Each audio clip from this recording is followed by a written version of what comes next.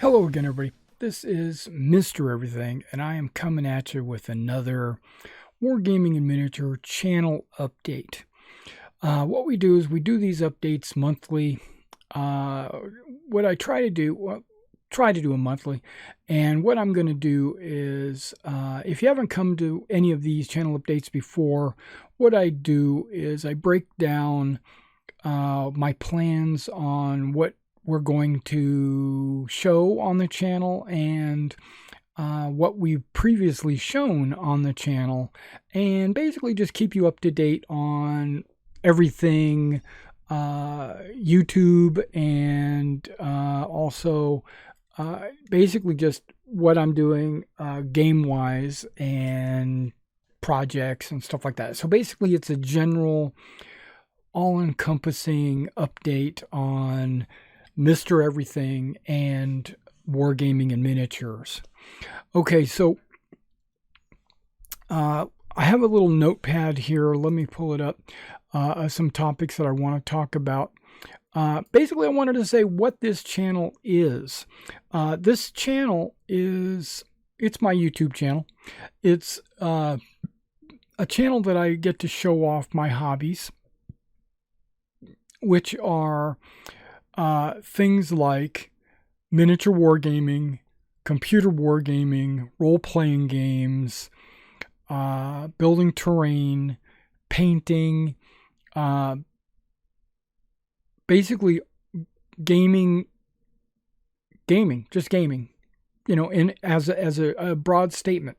So you might see some live action gaming, you might see some computer gaming, you might see some preparation for gaming, you might see comments or tutorials or how-tos or grind my gears, or you might see all different kinds of things.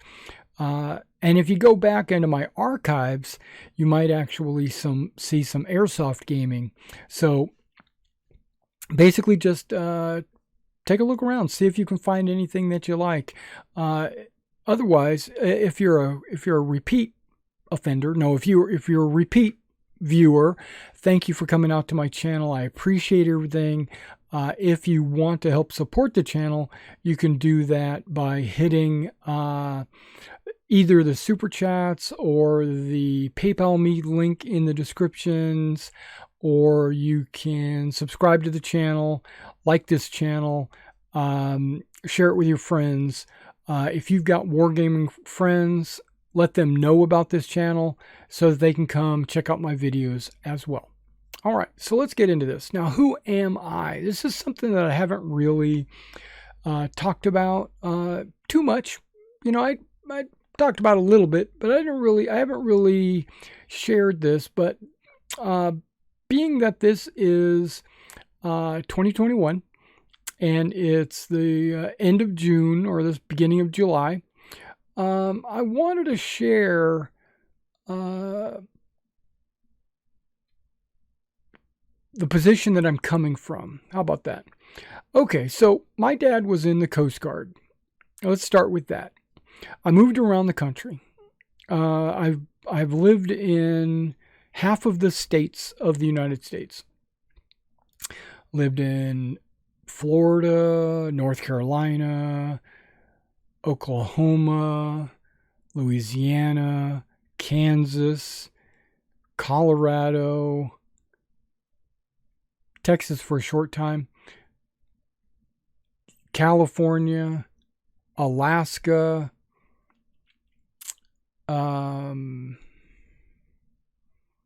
Hawaii, Guam. I've lived all over. Okay, so might have missed a couple there. Tennessee. I don't know if I missed any. Okay, but I've been all over. Met a lot of different people. Grew up with a variety of different philosophies and opinions. Right. Now I had my parents, which grounded me in reality, and then I had my friends and my schoolmates, and then later my coworkers, and as anyone does, as anyone grows up. But being that my father was in the Coast Guard, I had a pretty good life actually, and he was a pilot, and I learned a lot about flying from him. He was also in the Coast Guard, which we spent quite a bit of time on Coast Guard ships. And even though I was a child, I still got an opportunity to learn from like hangar mechanics, and because I would go in to these air bases or whatever, and I would curiosity. I was very like, what are you doing? What do we, how does this work? And, I'm sure they got tired of me. But when I got to the ripe old age of 17, I went ahead and enlisted in the United States Army. Now, I didn't want to be in the Coast Guard. That was my dad's thing. I didn't want to be stuck on a boat somewhere. I wanted to, I think personally that I was influenced by my friends who were also joining the military, but I think I was also influenced by movies and books and things like that I read. And because I was big into sci-fi, I read a lot of sci-fi and fantasy when I was in high school, and Lord of the Rings and Shannara and a bunch of other series. And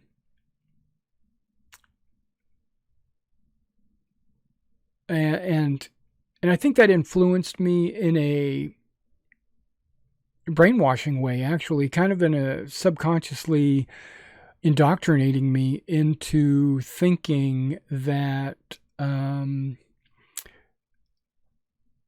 everything would be okay. So I joined the military, and this was in the 80s, okay? And I was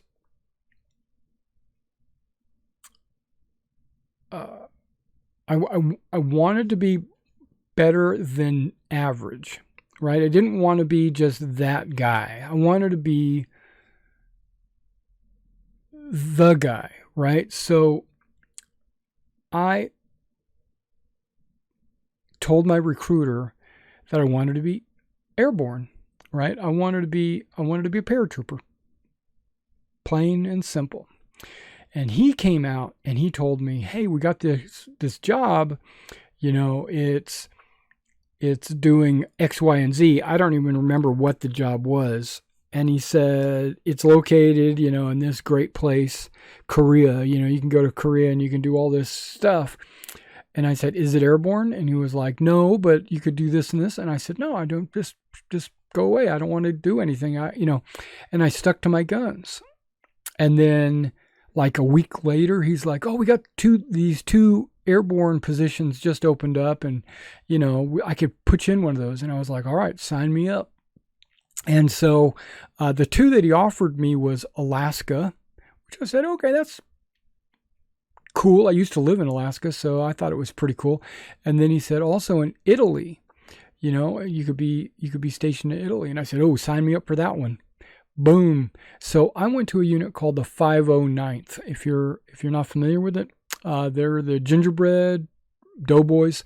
Basically, their patch looks like a gingerbread man, but what it's supposed to be is a paratrooper standing in the door of a C-47. So,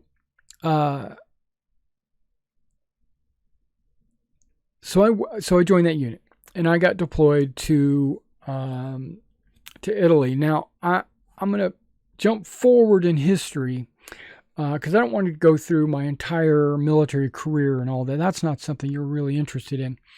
Well, it might be. If you are, put it in the comments, and maybe I'll make a video about that specifically, and I'll talk about all the little things, Christoph the Towhead or whatever. I could talk about a bunch of different guys. But I was in Italy. My very first day there, they handed me a rifle with live ammunition.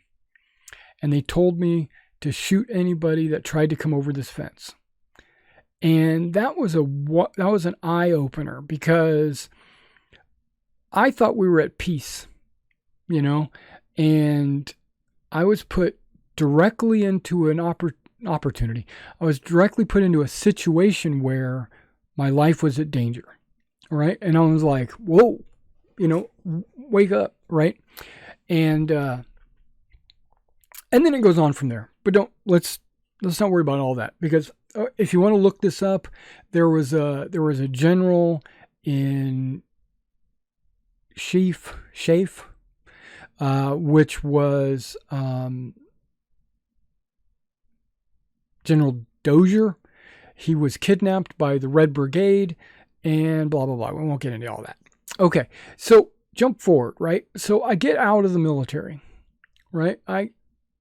While I was in high school, I was a huge D&D player. I played D&D. I had friends that introduced me into the Fantasy Trip, Gamma World, Starfleet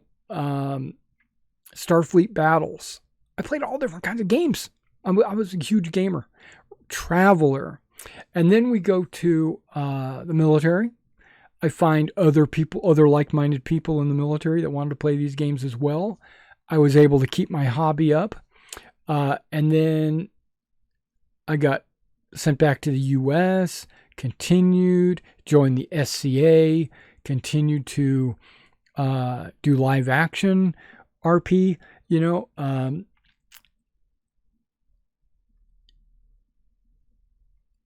and throughout my years, I basically exposed myself to a lot of different games. Okay. So when I got out of the service, I opened my own game store. I had enough money saved up that I was able to establish a pretty good game store here in my hometown, where I set up home base. And that went on for about 7 years, and breaking even. Okay, I wasn't really profiting. I wasn't losing money. I was just paying the bills, gaming, having a good time, keeping the store afloat, keeping the house afloat, and just cruising along, breaking even. And that was fun, but it was stressful because I had to do a lot of juggling. I had to make sure the inventory was right. I had to make sure my clientele was right, the sales, the prices, and just basically a lot of work to keep everything afloat. And then, so I sold my store. I said, I could go to work for a company making enough money to pay all my bills. I could not have to think for myself, right? I could be brain dead, and then I could game as well, right? I can game as a non-game store owner, right? You don't have to be a game store owner to game, right? So I said, okay, boom. And then I got a job, made good money, was able to continue on with my gaming and everything else. And we will fast forward to the last couple of years, okay, with COVID and lockdowns, but also before that, I go to conventions. That's another thing. I was already considering, because let me back this up. When I go to a convention, and this is really what sparked everything. And you're going to hear the origins of of my business here. I go to a convention. I've got a whole two armies painted for a game that I'm going to run, right? And I look around at the vendors, right? And I used to be a vendor as well. When I owned my own store, I would go to conventions as a vendor, and I would sell stuff at these stores. So I know where their position is. I understand what they're trying to make ends meet, and they're trying, so I empathize with these guys. But I noticed there were these not vendors. They were more like flea market people, right? They would have a table set up and they were selling their own miniatures, right? And I looked at them and I'm like, oh, I paint as well, if not better than that, right? Just thinking in my head, I'm not being rude, I'm thinking to myself, I can do that. I can paint that. How much are you selling that for? I look at the price tags and I'm like, holy crap. They're selling a unit for like $200. And I was like, that's insane. That's way higher. Well, of course they've got captive audience at conventions, but I'm like, that's way higher than what I would sell it for.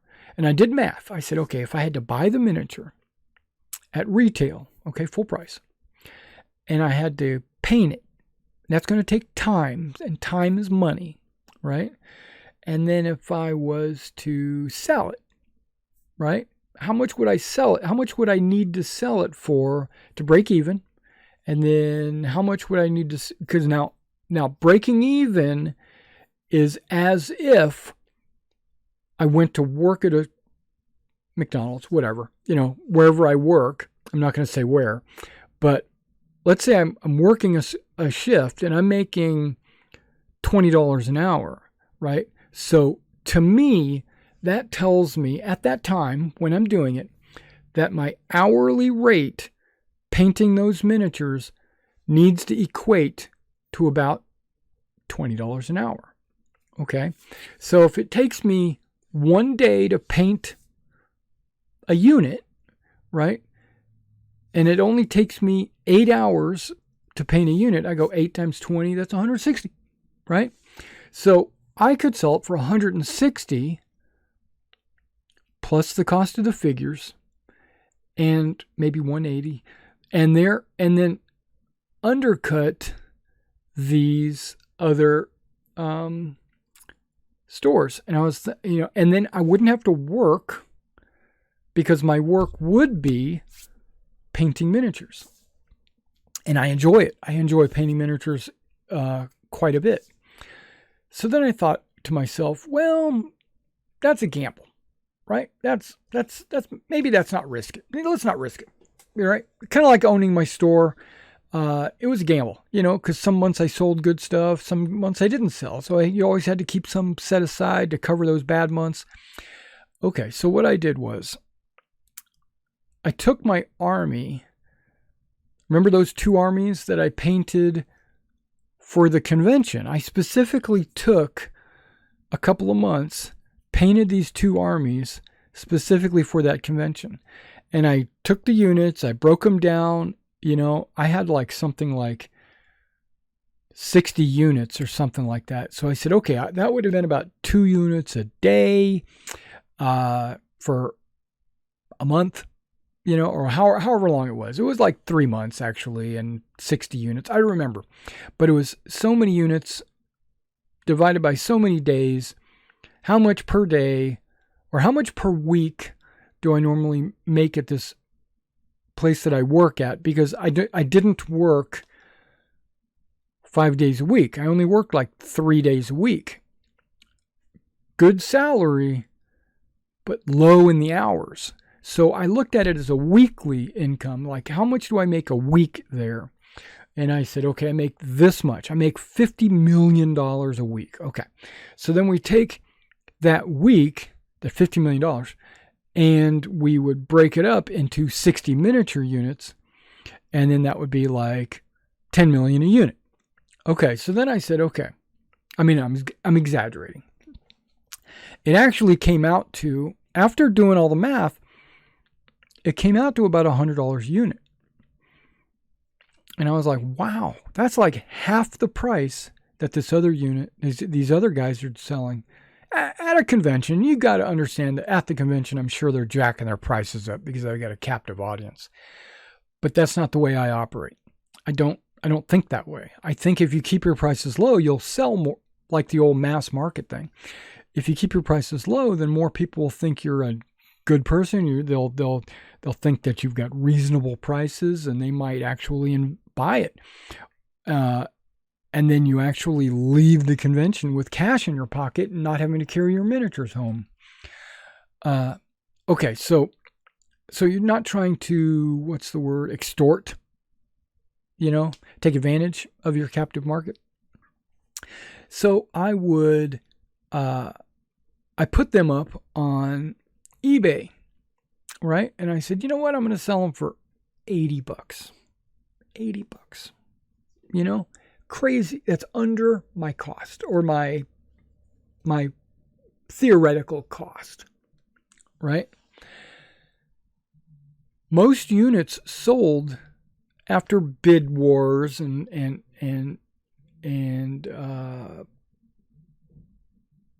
just people bidding against each other. The price is raised to I think around $150 a unit, something like that. And that was $50 a unit more than what I think my value in that miniature is. So I made my $1 million of labor and $50. It's not $1 million. I'm exaggerating. So plus the cost of the figure, plus the time, all of that was taken care of, and I profited $50. So that's just putting $50 in my pocket. And if you multiply that by 60 units, I'm just guessing, I don't even remember. It might have been more than that. It might have been 100 units, because I did all of Quatre Bras, right? All of it. So I put all those units, and I sold, and the generals sold, the cannons sold, the units sold. I forgot about all those. I walked away with a good chunk of change. Okay, it was in the thousands of dollars, right? And I thought about this. I was like, okay, take the cost of the units out of it. Okay, and so the only thing left is my time and effort against what was remaining. And it was thousands of dollars. And I said, okay, this plural thousands of dollars divided by the 3 months of work that I put into it. And then I compared it to my hourly or my weekly rate that I make at this other store that I was working at for the man. I made about twice as much money doing it. And I was, so that settled it. That told me, okay, done. I'm leaving that company, right? I'm going to do this for a living, because that was an eye opener. But I'm still very cautious, very, very cautious. I said, you know what? I'm just going to try a few miniatures. I'm going to sell them. I'm going to try a few more miniatures. I'm going to paint them. I'm going to do the math to figure out what my profits are. I'm going to sell them, and I'm going to see if I can keep this up as a business. And still, I went to work. Well, after a couple of months of trial and error and testing, I realized it was doable, right? Okay, so I said, okay, this is cool. And then they said, everyone stay home, right? You remember those days? Everyone stay home. And I was like, okay, let me get to painting, right? So I painted my ass off while I was at stay at home. Sold it all, made a ton of money. Not a ton. Okay, get real. I'm not breaking the bank, okay? But I was able to keep my salary up, right? And when it was time to come back to work, they said, come on back. So I went back and I noticed that they were being very unsafe, right? Because this is still the height of the season, if you know what I mean. The COVID season. And they said, come on back. What we'll do is we'll wash our hands and we will stay 6 feet apart and we'll wear masks. Which, okay, I'm cool with that. So I said, okay, I'll come back. So I went back. And after about 2 or 3 weeks of them just ignoring all the safety requirements and people like all up in each other's grills and customers coming in that were, you look at them and you're like, even if you didn't have COVID, I don't want to be within 6 feet of you, right? It was just, I'm being obnoxious, but I said, you know what? I don't need this. I don't need this risk or this hassle of having to do what you want me to do. And I just said, I'm done. I'm just gonna go do my own thing. And so that's how this store got started, basically. This was about 2 years ago. I said, you know what? Doing it. And so, I guess it wasn't that long, but I've been going strong ever since. I can't believe that I've had enough motivation, because in the past, I would paint for a while and then have to take a break because my mind just getting tired of it, But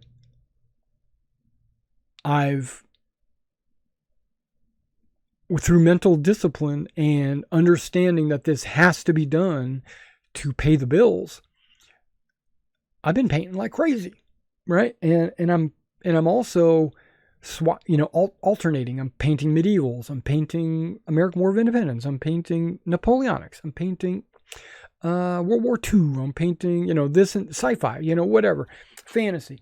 And so what I'm doing is I'm keeping my mind fresh by painting all these variety of different things. Plus, I think my customers appreciate that, because every time they come to the store, something new is up there. They're like, oh, this is there and this is there. So if you haven't been to my eBay store, I recommend it.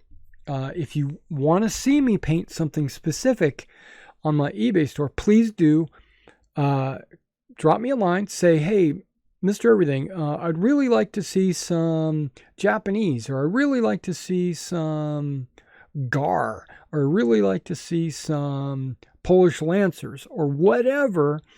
And I'll take that and I'll put that on my list of projects. And then when I get to it, I'll have it. And if you specifically say that you guarantee to me, like, I want you to paint this because I want to buy it, I will put that at the top of the list. I will buy it, I will paint it, and I will put it on the store, notify you that it's available on the store. And if you buy it, great. If you don't buy it, it's okay too, because it's on the store, right? But we'll come to some kind of an agreement on what kind of price there is before I commit. But even if you don't commit to that price, I'll probably still do it anyway, and maybe you'll buy it, maybe you won't. We'll figure something out. But I definitely take commissions.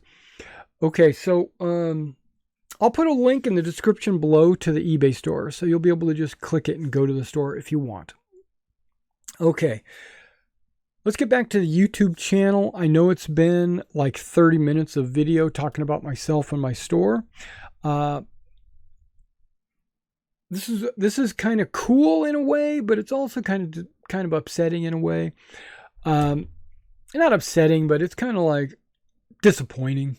You know, I'm putting out videos almost daily, right? I mean, I'm putting out IL-2 Sturmovik, which is a World War II dogfighting flight sim kind of game.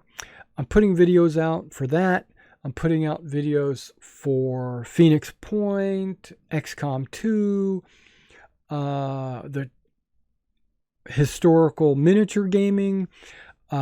Basically, I'm putting out a variety of different videos every week, and I'm getting a ton of views. But what I'm getting, I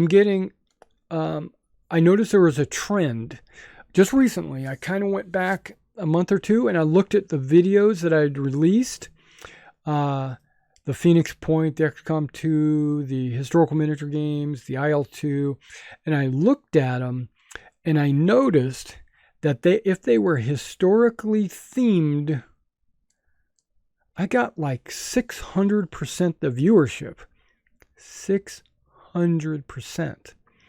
Okay, so when I look at my IL-2 Sturmovik, I'm getting a ton of views.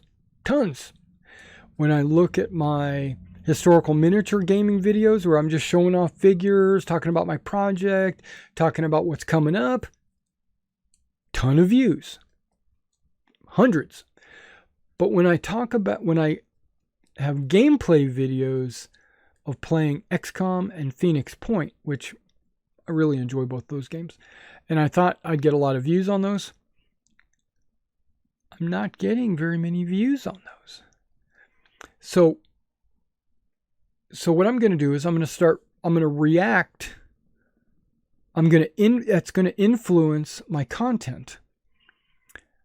Why am I putting a lot of effort into one type of video when this other type of video gets 6 times the views?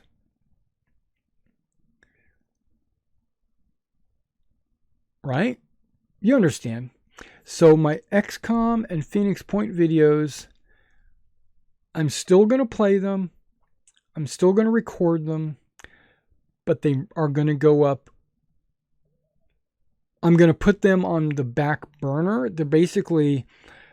That's going to be an alternative video. That's not going to be a video that I'm focusing on. In the last couple of months, those have been videos that I've been focusing on. I've been pushing myself to make sure I get those videos done every day so that I could upload them.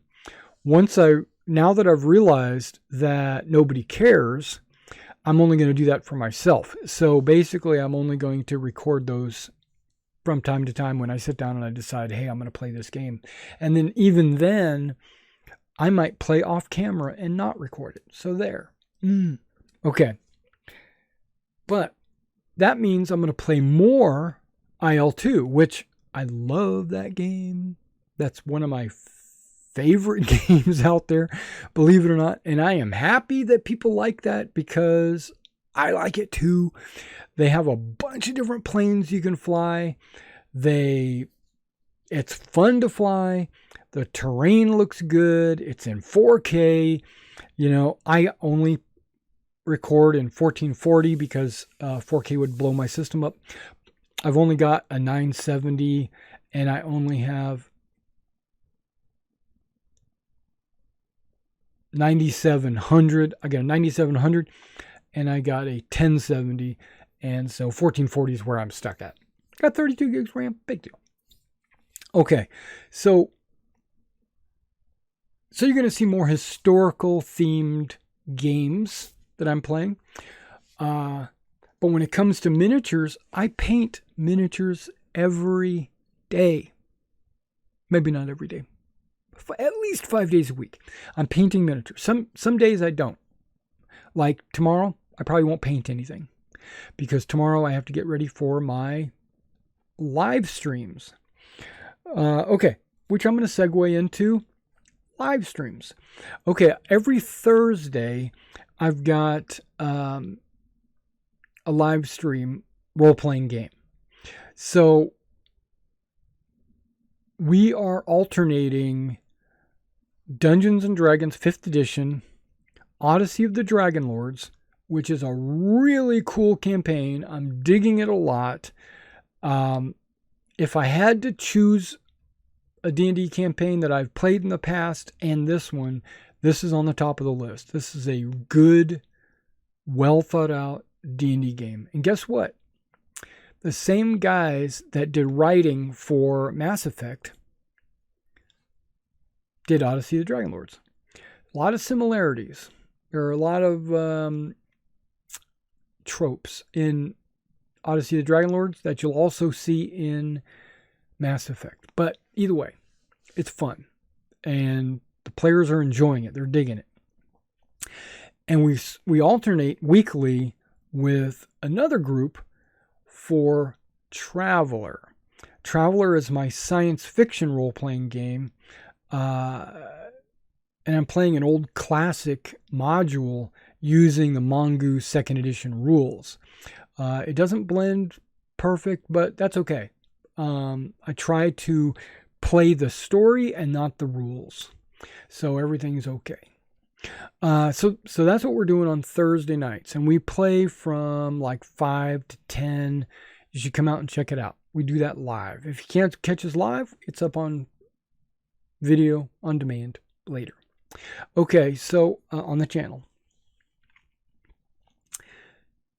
As you might know, also, I am part of the Evocati for Cloud Imperium. Evocati is a Roman word for trainer, I do believe, or first in line trainer. Well, as an avocado, I get patches before they're released to the public. And these patches, what they'd like me to do is play them and give them feedback on what I liked, what I don't like, what's broken, what kind of bugs I discover and stuff like that. And there's a new patch coming out, 3.14, which is in my hands. I'm playing it. I'm not allowed to record it or stream it. Okay, so because they don't want the public to see it before it's ready to be seen. And that's why I had to sign a non-disclosure act. Okay, so I'm playing it. It's good. It's bad. It's buggy. It's got low FPS. That's going to be fixed. I suspect it's going to be fixed soon. Or they're going to figure out what, as avocados, we're going to report, hey, when I go to this spot, my FPS drops to 0, or it becomes a slideshow, or over here in this area, it's 60, but over here it's 20. So what's up? And then let the developers that are actually working on the game figure out what's up during the Evocati period. And then they'll release it to what's called the Open PTU, which is when everyone can get in and test it. And then it'll go live. Now, why did I say all that? Well, because when 3.14 comes out and I'm able to video it and able to show it off, I'm going to be live streaming it nightly, every night. I'm going to live stream it about 10 p.m. Pacific time. So you get on about 10 p.m. Pacific, and I will be playing Star Citizen. Now, what I will be doing is a couple of different things. I'm going to be showing the new patch off, but not for you, really. I mean, I'll be doing things, and in effect, it will be showing it off. But I'm not like the tour guide. I'm going to be doing it for myself because I'm still going to be exploring things. But I'm going to be recording footage for some videos that I plan to upload separately. Okay, so I'm going to live stream and record, and then these videos are going to go up separately as tutorials to the flight and every other thing that needs to be explained, because there's quite a bit of changes. And because flight has changed so drastically, I need to redo my tutorials. My unit, the 1st Naval Aerospace Squadron, on our little Spectrum page, and has these videos that you can watch and learn how to fly your craft, how to fly your spaceship. And I did it kind of as a role-playing naval flight instructor kind of thing. And I'm going to have to redo that because now those videos, they don't apply anymore. Well, they still apply partially, but there's a lot of things that are new and changed, and I'm going to have to just start over from scratch. 10 years or 4 years from now, I'm probably going to have to do it again. But right now, I got to redo it. So I'm going to put quite a bit of effort into the Star Citizen videos. You're going to see that. I'm going to put more effort into miniature videos. You're going to see that. And I'm going to put less effort into my Phoenix Point and XCOM videos. Almost no effort. And plus we'll do our Thursday night role-playing games.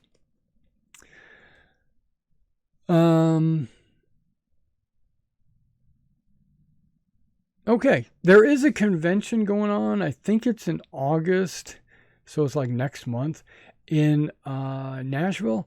I was thinking about going. It's called NashCon. I'm not sure if I'm going to go.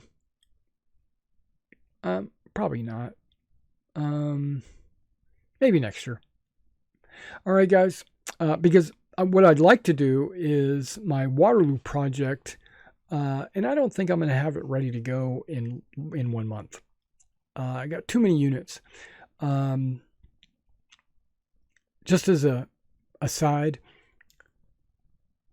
back in the old days when I did when I did the original Battle of Quatre Bras using black powder, I made all my units small.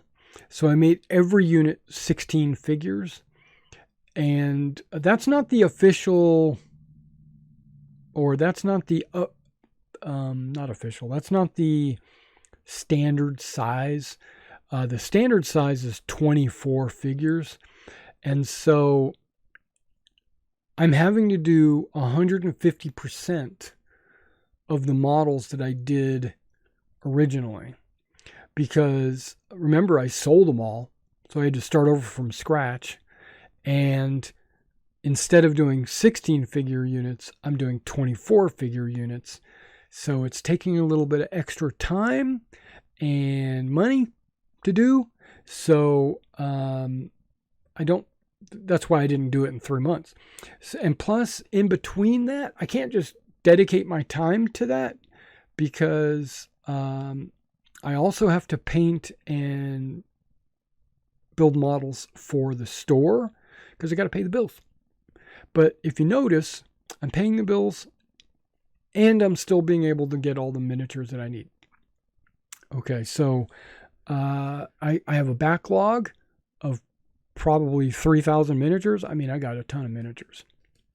I bought a bunch of, and I rediscovered Front Rank. Front Rank is one of the best miniature companies I've ever found. Front Rank miniatures are excellent. They're beautiful. They're priced reasonably. They're a little bit more than Perry or Victrix or Warlord, but they're not. The quality is worth it. Let me just say that. If it's like, imagine a $5 miniature and you had to pay $5.50. Yeah, it's worth it. And that extra 50 cents is definitely worth it. Like, I'll buy a box of plastic Warlord, British, for like $30. I go to Front Rank and I pay £32.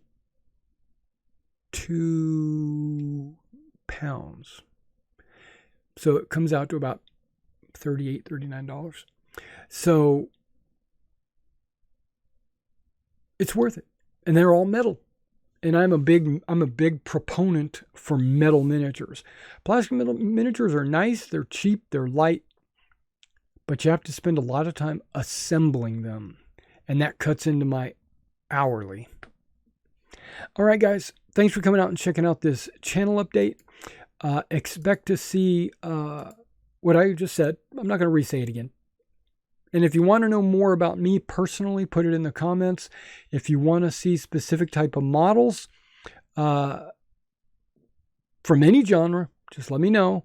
And if you're interested in purchasing something specific that you need or want or would like me to make for you on commission, let me know about that as well. All right, I'll catch you in the next one.